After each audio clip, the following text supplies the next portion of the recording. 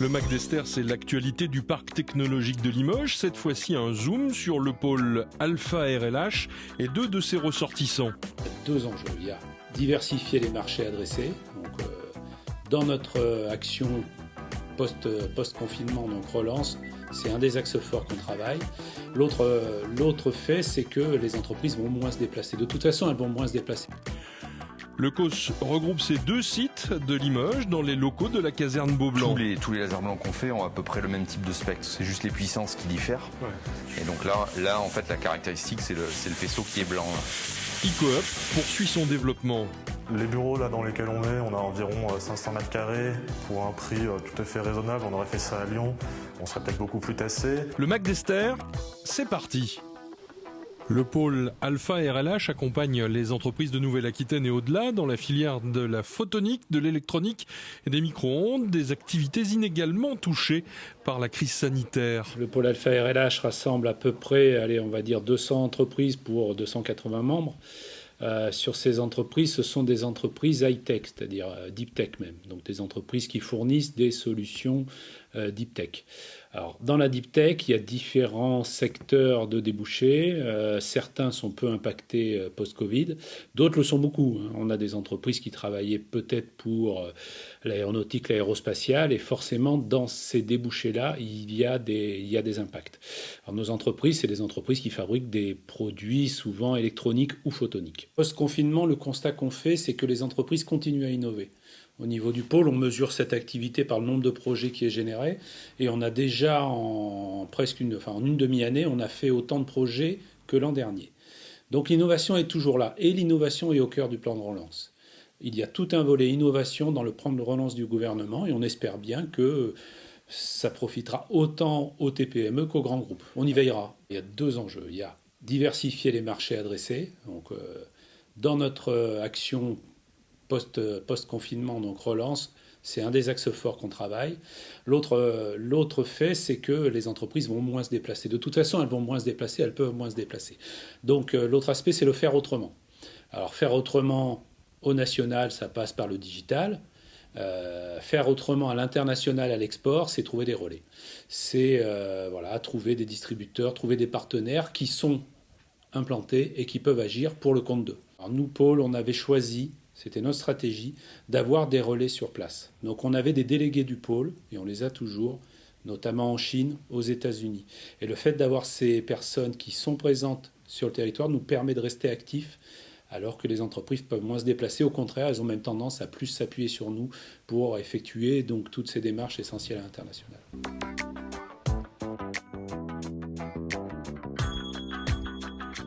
On est fabricant de lasers principalement, donc on a deux types de lasers. Un laser qui a la particularité d'émettre de la lumière blanche et un autre laser beaucoup plus classique pour des applications de micro-usinage.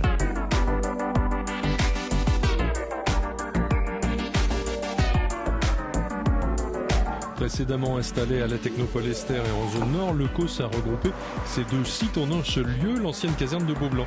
L'entreprise est une des premières sociétés sorties du laboratoire public XLIM. On est directement issu de ce laboratoire qui est XLIM à la faculté des sciences. On a un petit peu essuyé les plâtres, on va dire. Après, on a, je pense, généré aussi, par la création de l'ECOS, de nouvelles créations d'entreprises. Il y a pas mal d'entreprises qui ont été créées par la suite, dans le domaine photonique. Et oui, la passerelle fonctionne bien. L'association avec le laboratoire est très intéressante d'un point de vue recherche et développement. Donc, on a une activité de recherche et développement propre à l'entreprise, qu'on peut financer sur fonds propres. On dépose après de nouveaux projets recherche et développement en accord avec différents laboratoires, dont le laboratoire XLIM, mais également d'autres laboratoires français ou étrangers.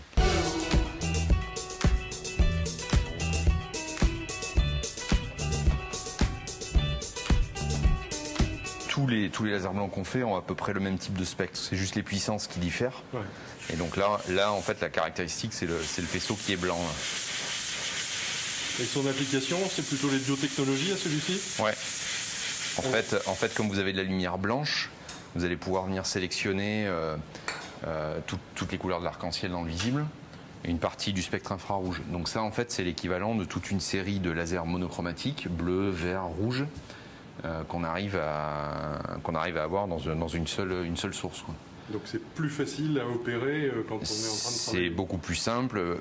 Plutôt qu'avoir 15 lasers monochromatiques différents, vous en avez un seul dans lequel vous venez sélectionner les longueurs d'onde. On fournit nos lasers principalement sur des marchés donc à la fois de micro-usinage mais également de biologie, biotechnologie pour la partie laser blanc. Donc on a toujours une clientèle qui est localisée pas mal au niveau international, hein. On a un marché assez international. Aujourd'hui Loco c'est un peu plus d'1,7 million de chiffre d'affaires en progression malgré l'année compliquée qu'on a pu connaître. Les déplacements notamment à l'international sur tout ce qui est salon, on n'en a pas fait sur cette année-là. On s'est rendu compte aussi qu'il y avait d'autres manières de faire. On fait beaucoup par système de visio. On se rend compte aussi qu'il est possible d'aller chercher des clients sans faire ces salons-là. Ça fait quand même poser des questions pour l'avenir, hein. On a beaucoup parlé du monde d'après. Oui, effectivement, ce qu'on a vécu cette année, ça va sans doute changer des choses dans la manière de faire du commerce. Donc nous, on a l'avantage d'avoir réussi à ne pas fermer la production. On avait des commandes en cours, il fallait qu'on puisse livrer. Donc notre activité a été que moyennement impactée sur cette année très particulière.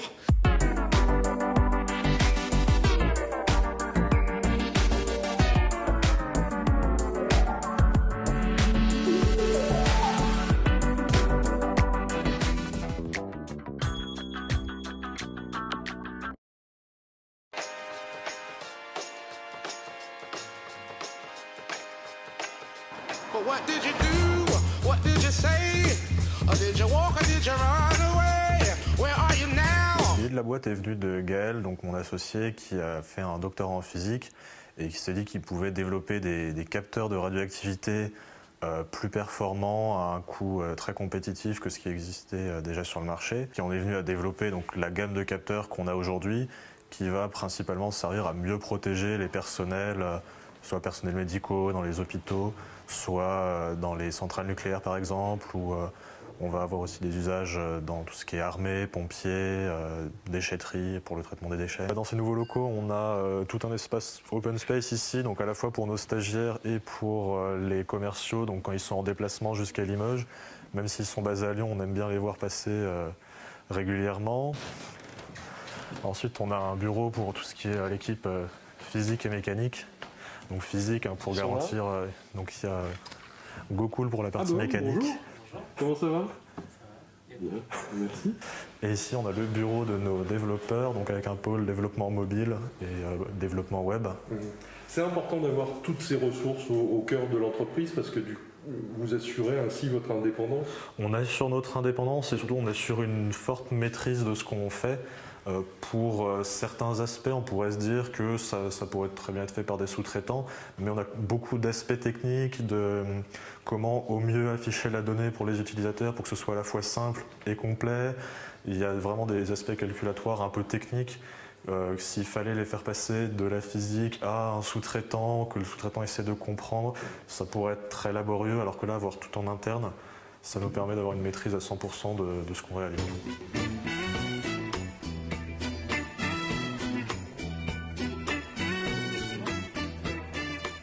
Sel en bois, en fait, c'est un peu notre produit d'origine, alors qui depuis a beaucoup évolué, mais qu'on continue à vendre tel quel, principalement pour le grand public, parce qu'en fait, chacun peut avoir des interrogations, peut se questionner sur la radioactivité.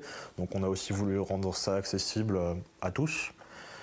Et on a choisi quelque chose d'un peu original, d'un peu à la fois avec une fibre un peu écologique sur les bords, d'où le bois, et qui soit quand même joli, vu que c'était à la destination de tout le monde.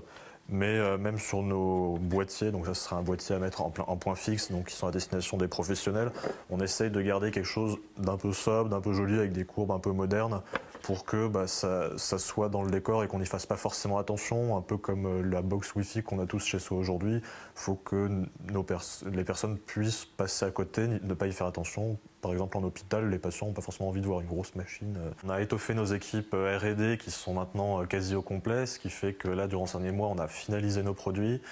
Et on est en cours de finalisation de recruter notre force de vente. Donc on a déjà un nouveau commercial qui est avec nous depuis décembre dernier, qui a retravaillé toute notre stratégie de vente, qui devrait faire ses preuves là d'ici la fin de l'année. Et on est à nouveau en train de recruter 2 à 3 postes de commerciaux supplémentaires pour continuer à étoffer l'équipe, accroître la force de vente et vendre nos produits. D'ici à fin 2020, on devrait être une vingtaine facilement. Donc avec environ 17-18 personnes ici et on a 2-3 personnes, principalement de commerciaux marketing, qui sont basés à Lyon. C'est-à-dire qu'on a des personnes qui sont proches de nous pour nous accompagner, on a des partenaires de développement pareil, qui sont proches de nous, faciles à contacter. Donc là, je pense à nos partenaires sur les aspects électroniques par exemple. Les bureaux là, dans lesquels on a environ 500 mètres carrés pour un prix tout à fait raisonnable. On aurait fait ça à Lyon, on serait peut-être beaucoup plus tassé. Alors en temps normal ça va, là par exemple en cas de Covid ça aurait pu être très compliqué. Alors là quasiment tout le monde peut travailler en simultané, sachant qu'on a beaucoup d'espace. On a juste un peu plus réparti les personnes dans les pièces. Et bon, on fait toujours attention aux gestes barrières de manière régulière. Mais on aurait été à Lyon, à Paris, il y aurait forcément la moitié des personnes dans le travail en permanence.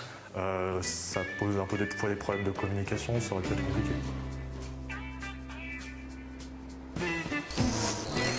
Le Mac d'Esther, c'est déjà fini. Rendez-vous dans un mois.